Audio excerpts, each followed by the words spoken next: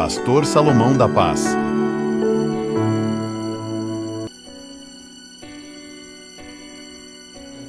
Isaías capítulo 43, vamos estar lendo Isaías 43, versículo 18. Diz assim: não lembreis das coisas passadas, nem considereis as antigas.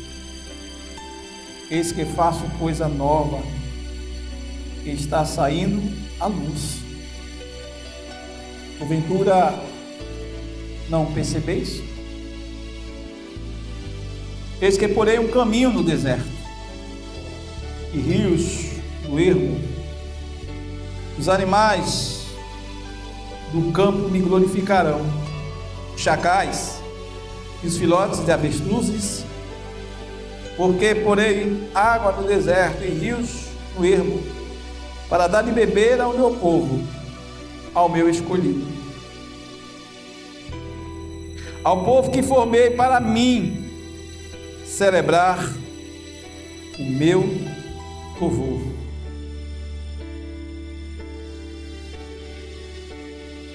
Agora abra Efésios capítulo 4.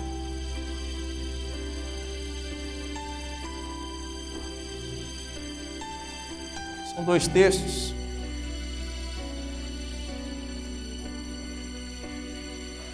Somente o versículo 1 diz assim: rogo-vos, pois eu, preso no Senhor, que andeis como é digno da vocação com que fostes chamados. Podem sentar-se.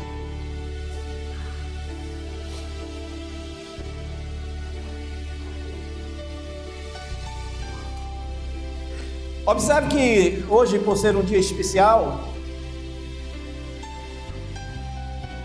em quem esta noite veio porque entendeu que é um dia especial e não quis faltar neste dia especial, e apresentando-se diante de Deus com júbilo, com louvor,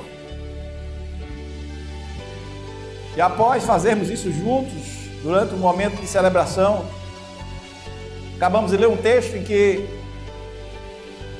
em sua narrativa, tem como proposta mostrar o que Deus fez ali no passado, e em declarar esta palavra profética, e que muitos não imaginavam como isso ocorreria, e que a gente consegue ver isso já nos dias atuais, lá em Israel, em algumas áreas onde eram áreas secas, havendo já prosperidade, onde já foi mostrado algumas imagens de rios sendo jorrado em meio à rocha, em meio à terra tão árida, e que essa palavra já cumpriu-se, e que o povo goza hoje do privilégio de plantar ali todo tipo de espécie e colher os frutos, e são frutos realmente grandes, são frutos que, quando nós paramos para ver, só a mão de Deus mesmo para fazer aquilo.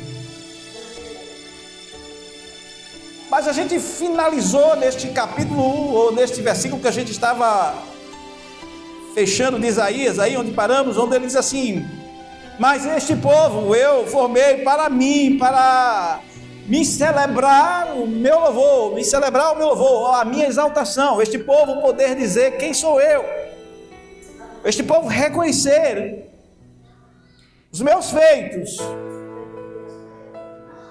E ele não está falando de que nós estaríamos aqui somente levantando as mãos, adorando a ele, mas declarando realmente os feitos dele. Celebrar o louvor é reconhecer os seus feitos e levar as pessoas a ver realmente aquilo que ele fez.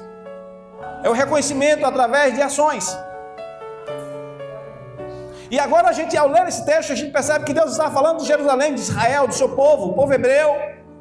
Mas a gente quer estender essa palavra também para mim e para você. O propósito pelas quais Deus nos fez, o chamado de Deus em relação a mim, em relação a você. Qual é o propósito de Deus? E ele diz nesse texto que ele fez todas essas coisas para poder celebrar em mim, celebrar em você, celebrar em Israel o seu louvor, ou seja, anunciar os seus feitos. E quando a gente lê e consegue também ver no texto que eu pedi que vocês abrissem, que foi Efésios 4, versículo 1, que diz: Paulo, eu rogo-vos, pois, eu preso no Senhor, que andeis com modo digno da vossa vocação pelas quais foste chamado. Somos chamados por um propósito, somos chamados por sermos vocacionados por Deus por uma finalidade. E agora muitos perdem isso de vista, pensam que simplesmente viver é estar projetando a sua vida, deixando o próprio Deus de lado, deixando assim as promessas ou aquilo que está escrito ao nosso respeito sem validade. E alguns estão deixando essa palavra sem surtir efeito em si mesmo, porque não conseguiu entender a razão pelas quais nós estamos aqui. E tudo tem um propósito, e tudo tem um início, um meio e um fim. Qual a finalidade de tudo isto? No próprio livro de Efésios, capítulo 4, versículo 12, ele diz assim: olha só, entenda a vocação que vocês foram chamados, e seja de uma forma que seja digna, porque isso vai acontecer sendo de uma maneira com humildade, com mansidão, com longanimidade, mas ele diz: suportando-vos uns aos outros em amor, e procurando guardar a unidade do Espírito pelo vínculo da paz, porque há um só corpo, há um só Espírito, como também fostes chamados em uma só esperança da vossa vocação. Há um só Senhor, uma só fé e um só batismo. Existem pessoas em busca de outro batismo. Existem pessoas que não estão entendendo ainda o que Paulo estava querendo mostrar à igreja. E o que o profeta messiânico estava falando com relação àquilo que Deus faria através do seu povo. E nós somos a extensão daquilo, do projeto inicial de Deus.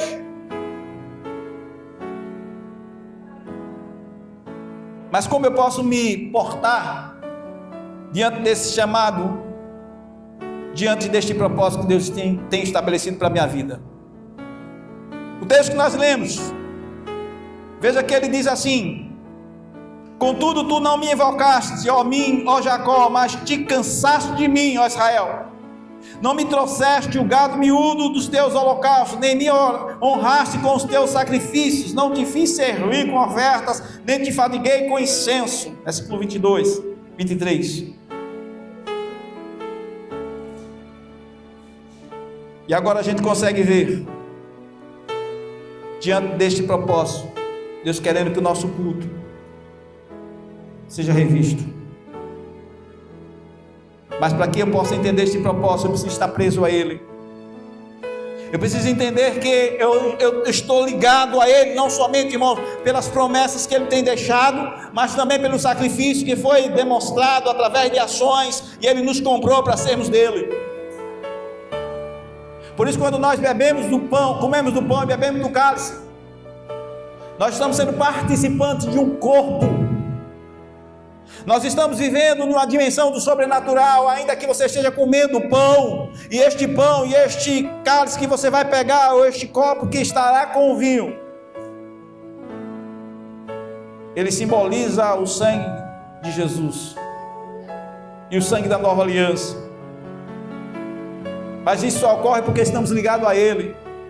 E estar preso a alguém nos dá a ideia de que estamos ligados através do sangue, através do preço, através da aliança. E essa aliança, ela não pode ser quebrada. Essa aliança está firmada porque quem prometeu é fiel em cumpri-la. Mas Ele espera que nós possamos estarmos vivendo esta aliança de uma maneira que possamos agradá-lo. E alguns têm feito várias formas de culto. Existem realmente várias formas de culto, mas só existe uma única forma de ser agradável. É quando o nosso espírito está quebrantado. Veja que o texto que nós lemos, ele diz aqui na carta de Efésios, ele diz assim: com toda a humildade, com toda a mansidão, com toda a longanimidade. E ele fala suportando uns aos outros. E às vezes, irmãos, nós vivemos de uma forma tão cansados, que chegamos ao ponto de não estarmos mais suportando. Mas é a graça de Jesus, irmãos, que faz com que possamos rever aquilo que nós estamos vivendo, a ponto de entendermos que há uma necessidade de estar em nós buscando o quebrantamento. Por isso que quando eu estou preso a Ele, eu estou de uma maneira que eu possa glorificar o seu nome. Eu estou de uma maneira que eu entenda o que realmente eu estou fazendo, se é para agradá-lo. Este termo dá a ideia de alguém que está tão ligado ao outro, que o ama de uma forma tão forte, que seus pensamentos, por mais que tenha outras ocupações e sentimentos, seja tão forte, jamais ele consegue tirá-lo da sua mente, porque o ama de uma maneira inexplicável. Não é paixão, é amor. Nós amamos de uma maneira inexplicável, é o amor que nós sentimos. É por isso que estamos muitas das vezes, irmãos, precisando entrar nessa dimensão de amar ao Senhor. E o Senhor queria entender, ou queria mostrar, talvez, quem sabe, eu entendo dessa forma para Pedro, quando por 3 vezes ele perguntou a Pedro se Pedro o amava. Claro que Jesus conhecia o coração de Pedro, como ele conhece o meu e o seu, mas Pedro não conhecia o suficiente a si mesmo. Por isso que o Senhor perguntou por 3 vezes. Na 3ª vez, Pedro disse: Senhor, tu sabes. Porque, irmãos, o amor incondicional nos leva até estarmos dispostos a sacrificarmos, a morrermos, se necessário for, por este que nós amamos. E a gente percebe que muitas das vezes nós não estamos resistindo às lutas, nós não estamos resistindo ao cansaço, para poder adorar o Senhor. Por pouca coisa nós já estamos desistindo, e não estamos dispostos a servirmos além. Então, quando nós somos chamados por um propósito, nós estamos presos a Ele, mas também nós estamos andando de acordo com a vocação que nós temos. E estar andando conforme a vocação é viver como cidadão dos céus. A vocação é para aqueles que são eleitos para a salvação, não é para qualquer um. Porque aqueles que são eleitos para a salvação, eles entendem aquilo que Deus quer fazer na sua vida e na vida do próximo. Vocacionado, irmãos, é ser chamado por Deus para uma missão. E quem está realmente sendo chamado por Deus por uma missão, não pode agradar 2 senhores. Não pode querer fazer as coisas de uma forma que possa contrariá-lo. Existem pessoas, irmãos, que a gente, enquanto nós estamos concordando com tudo que ela faz, ela está ao nosso lado, mas quando nós reprovamos alguma atitude que ela tem, logo ela deixa de andar conosco, logo ela passa a murmurar, logo ela passa a reclamar, e ela não reconhece mais aquela amizade, porque aquele que esteve admoestando, aquele que esteve corrigindo, estava fazendo com amor para o seu próprio bem, mas ele não recebe isto com alegria. E a palavra do Senhor diz que o Senhor, Ele corrige e castiga a todos quanto ama. E quando nós entramos nesse processo, irmãos, é porque nós estamos realmente sendo chamados, estamos sendo tratados, porque somos vocacionados. E ser vocacionado é estar sendo chamado para ser cidadão dos céus. Então temos que deixar tudo de lado, tudo que era lá do mundo, porque não serve mais para andar conosco. Aquilo que nós carregamos para cá, irmãos, que era lá de fora, não serve mais. As armas das nossas milícias, diz o apóstolo, não são carnais agora, elas são poderosas em Deus para destruir fortaleza. É por isso que quando Davi foi enfrentar a Golias, ele não quis as armaduras de Saul. Saul tinha o melhor escudo. Saul, quem sabe, tinha a melhor lança, ele era o rei. Mas Davi quis encarar com aquilo que ele tinha, que valia muito mais do que todas essas coisas, todas essas armas. Tanto é que ele foi somente com a funda e aquelas pedrinhas que ele pegou no riacho. E ele chega para Golias e diz: olha, Golias, você vem contra mim com espada e com vara, mas eu vou contra ti em o nome do Senhor dos Exércitos. Irmãos, não importa o gigante, quando você está usando as armas certas, não se preocupe que ele vai cair. Agora você tem que continuar na posição, você tem que entender o seu chamado e entender o tempo de Deus, porque Deus usou Davi, não usou seus irmãos. Seus irmãos estavam no lugar da batalha, mas nenhum deles foi levantado para entrar na batalha. Porque tem batalhas, irmãos, aqui não vai ter irmão para entrar não, é você somente. E você tem que ter essa convicção de que você foi chamado para exercer esta batalha. E se você não tomar uma posição, irmãos, quando Deus te chamou, e você não usar as armas certas, os gigantes não caem. Porque você foi chamado por um propósito, entenda, o gigante sempre vai se levantar. Mas você tem que estar preparado, mas somente andando de uma maneira, de uma forma digna. Veja que Paulo ele fala isto. Paulo ele diz, olha, procure guardar a unidade do Espírito.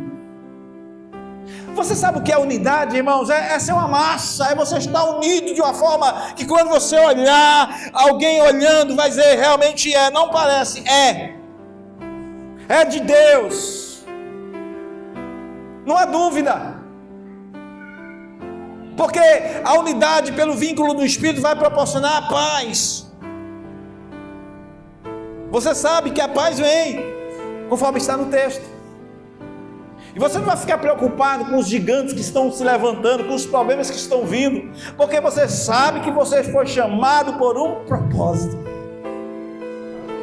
Andar de forma digna da vocação, isso significa reconhecer, é viver como cidadão do céu, a vocação como eleito por Deus para a salvação.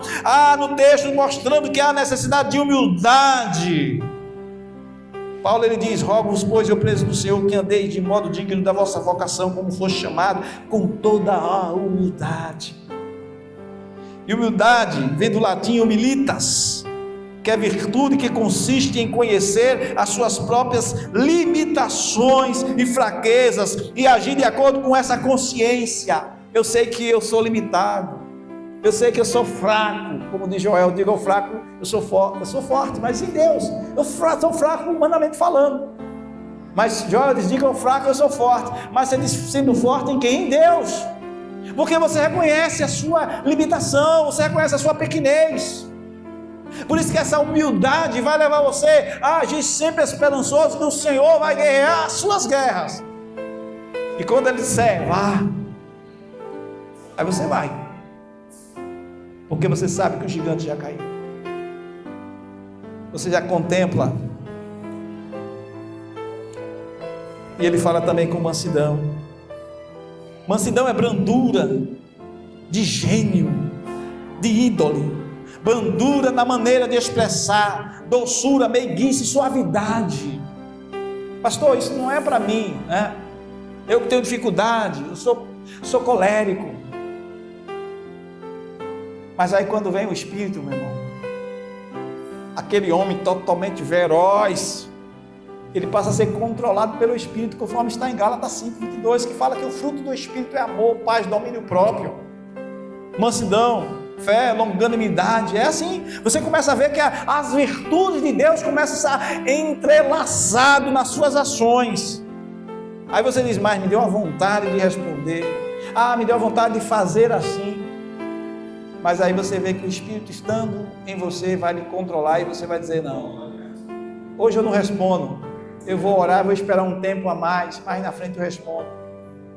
E Deus vai me dar sabedoria como responder a esta questão. E é assim que a gente procura fazer. Não responder de forma precipitada, é ir orar, é estar vivendo esta mansidão, mas conforme diz um texto também, com longanimidade. Veja que o Paulo ele fala nisso, que isso deve existir em nós, que é exatamente a virtude de suportar com firmeza. Ser longânimo é a virtude de suportar, mas com firmeza. Quantas das vezes, irmãos, a gente recebe alguma afronta, alguma situação, e a gente suporta aquilo ali, e a gente é longânimo, e serenamente a gente vai lá e pontua, e mostra como deve ser. Firmeza. Porque a autoridade, irmãos, está em você, está em mim, pelo poder do Espírito Santo. Então nós podemos exortar com firmeza, nós podemos confrontar com firmeza na palavra. E aí, quando somos chamados por um propósito, o mundo está em busca e à procura de respostas. Você terá resposta. porque você maneja bem a palavra da verdade. Paulo disse para Timóteo: não tem do que se envergonhar, mas manejar bem a palavra. E aí, quando você maneja bem a palavra, aí o diabo sai. Você lembra de Jesus? Quando estava sendo tentado, ele tentou de todas as formas, e o Senhor usava a palavra, e ele fugiu. E Tiago, ele fala disso, ele diz assim: olha, sujeitai-vos a Deus, resistir ao diabo, e ele fugirá. E aí você se sujeita a Deus pela palavra. Mas quando nós estamos ferindo, irmãos, os princípios, quebrando os princípios, nós perdemos a autoridade sobre a palavra. E aí começa a andar na contramão de Deus, vai em outra mão, na contramão de Deus, porque não está aliançado com as verdades bíblicas, irmãos. As pessoas olham em você, as pessoas olham em mim, e muito mais, irmãos, o inimigo das nossas almas. E aí dá legalidade, aí depois está passando por lutas, por problemas, não sabe por quê. Está andando na contramão. Mas quando somos chamados por um propósito, irmãos, nós andamos de forma digna da vocação, andamos em mansidão, andamos em longanimidade e andamos na unidade do Espírito. E a unidade do Espírito vem pelo vínculo da paz. Ninguém anda na unidade do Espírito, irmãos, sem estar entrelaçado, aliançados nos princípios. Deus não quebra princípios. Tanto é que Jesus disse: olha, passarás os céus e a terra, mas as minhas palavras não passarão. Se todo mundo parasse para pensar essa palavra de Jesus, irmãos, porque às vezes a gente com nossos filhos dá uma orientação, dá uma ordem e ele desobedece, e a gente olha assim e diz: meu pai. Aí a gente faz vista grossa, deixa para a próxima. Eu falei que ia fazer isso, mas não vou fazer agora, vou dar mais uma oportunidade. Não é assim que a gente faz? Mas Deus, se Ele falou assim, não está falado. Se Ele falou que vai fazer assim, Ele vai fazer. A única coisa que Deus faz, irmãos, e a única forma de mudar as circunstâncias que a gente vê nas Escrituras, que Deus não é que Deus mentiu ou está se contradizendo, que faz com que Deus mude algo daquilo que Ele decretou, é quando há um arrependimento sincero.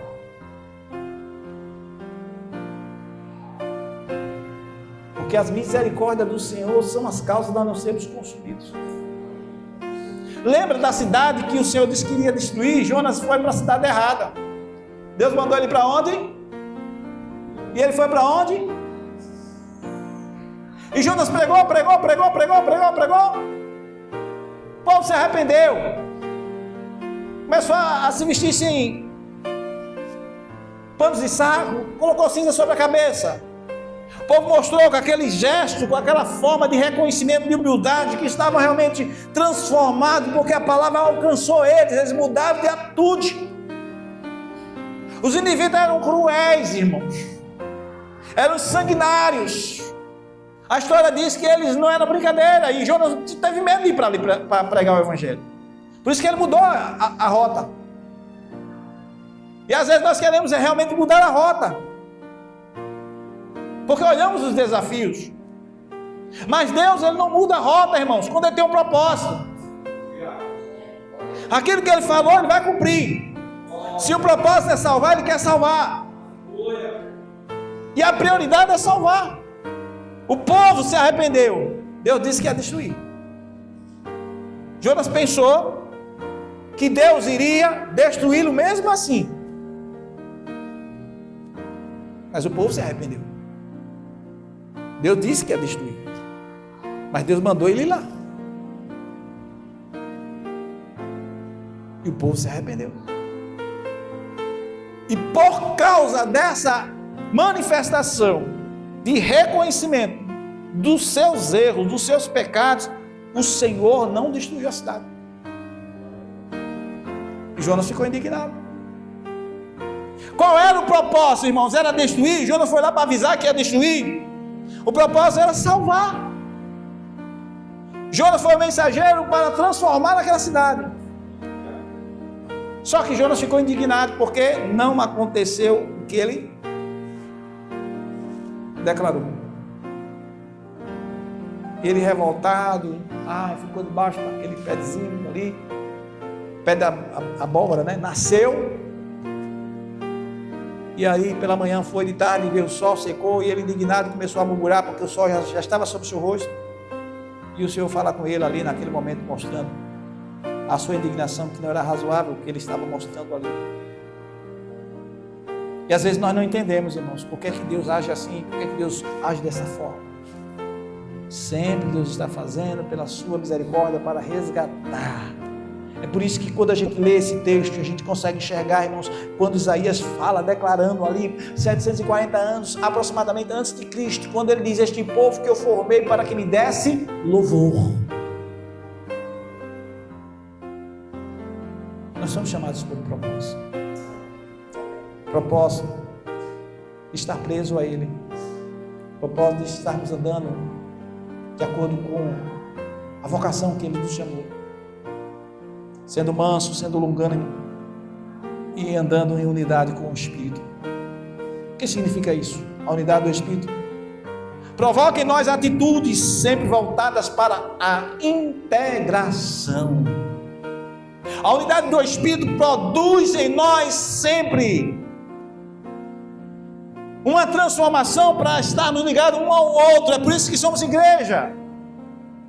Quando você pensar, irmãos, que andar desalinhado, andar desigrejados, andar na contramão da comunhão, você imaginar que, porque você não concorda com isso, porque você não aceita isso, porque tem que ser assim, porque tem que ser assado. A palavra já diz como tem que ser.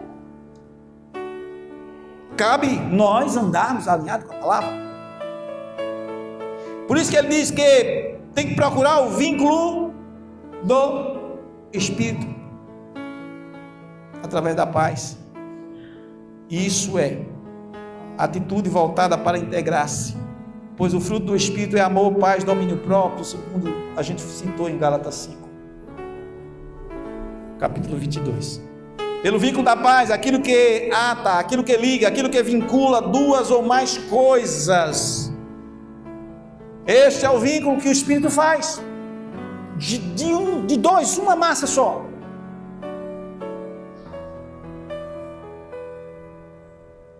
Porque há um só corpo, há um só Espírito, como também fostes chamados em uma só esperança da vossa vocação. Há um só corpo, uma massa homogênea, unida e formada por um único autor, o Espírito Santo de Deus. Veja que ele diz como fostes chamado. Você está entendendo a mensagem de Deus para você nessa noite? Nós somos chamados. Ele diz, este povo que eu formei para que me desse louvor. Não basta somente levantar a mão quando a gente diz adoro. Não basta tão somente trazer o dízimo no altar, quando alguém diz é o momento da oferta. É você reconhecer os seus feitos em todo o tempo. As coisas não estão bem, mas você reconhece que Ele está no controle. Quem sabe você está desempregado, mas você reconhece que uma porta vai se abrir. Quem sabe você está passando uma aflição dentro do seu lar, você sabe que o Espírito Santo está com você para resolver essa aflição. Talvez você está preocupado com algo que é com o seu esposo, com o seu filho, mas Deus está trazendo a você nesta noite. Ele diz, olha, não se perturbe com as coisas antigas. Não lembreis mais, não fique passando em rosto o que aconteceu, o que passou. Passou. Ele diz, eis que faço coisas novas. Ele falou para o seu povo ali. Mas Ele está falando para você também aqui. Ele quer fazer coisas novas, irmãos, através de você. Não fique triste, desanimado pelas lutas, que elas realmente existem e vão vir mais. Mas você fortalecido no Senhor, irmãos, você vai conseguir vencer cada uma delas. Paulo, ele fala muito bem disto. Ele fala, no demais, irmão meus, fortalecei-vos no Senhor e na força do seu poder. No livro de Efésios, capítulo 6, versículo 10, ele diz: olha, fortaleça no Senhor, não fortaleça no pastor, não fortaleça no presbítero, no irmão, na diaconisa, não apoie-se. Tem gente, irmãos, que está tão apoiado no outro, na outra, que muitas das vezes, irmãos, é influenciado, é levado por alguém. Hoje eu perguntava a Shirley: pastor, e a ovelha? Aí eu perguntei para ela: uma ovelha põe um rebanho a perder? Ela ficou em silêncio.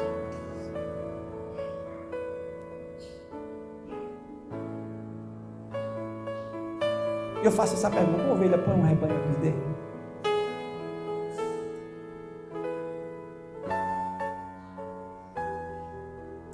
Só se essa ovelha não tiver pastor.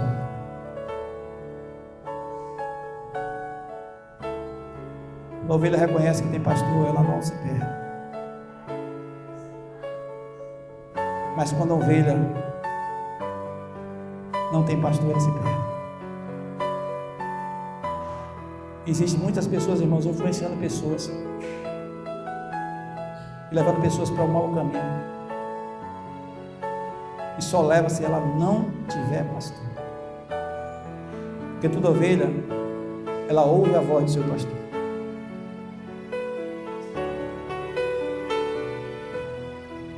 Então eu não consigo entender como alguém diz: uma ovelha põe um rebanho a perder. Não. Não põe. Porque a ovelha ouve a voz do seu pastor. E a palavra de Deus diz isso. Só se não for ovelha. Não é ovelha. A ovelha ouve a voz do seu pastor.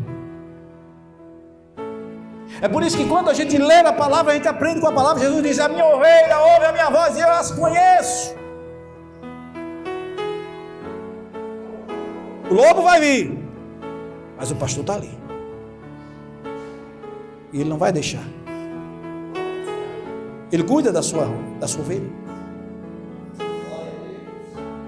E quando você vê a ovelha se perdendo, é porque essa ovelha não tem pastor. Pastor, o que é que você está dizendo com isso? É verdade, irmão. Porque o Senhor diz: eu sou o bom pastor, e o bom pastor dá a vida pelo... O quê? Ele dá a vida. Mas ele alerta que virá muitos lobos. E você precisa estar atento como ovelha, saber diferenciar a voz do seu pastor. Por isso você tem que examinar as escrituras, porque Jesus diz: examinai as escrituras, porque cuidais de nelas as palavras de vida eterna, e é ela que de mim testifica, é ela que testifica de mim. E quando a pessoa não examina as escrituras, ela é levada pelos outros.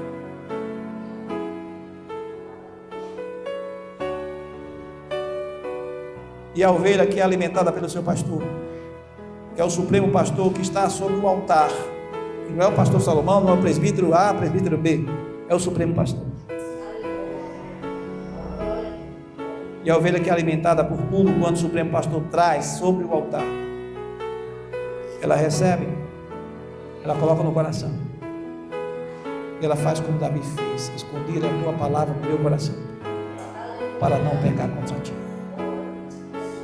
E esta ovelha, ela guarda a palavra, e ela está ligada, porque ela entende que o que Jesus falou, este povo que eu formei, o que Isaías falou, este povo que eu formei, usando ali a autoridade, falando em nome de Deus, para que me desse novo. Este povo não era somente aquele povo que estava ali, mas eu quero trazer para você e para mim, que Deus nos formou por um propósito. Diga assim: formado por um propósito. Deus nos fez por um propósito. Entenda isto. Não venha fugir de maneira alguma desta visão. Aconteça o que acontecer, mas Deus tem um propósito em você. Então faça isto valer, conforme o texto que nós lemos, mostrando que tudo tem o seu tempo.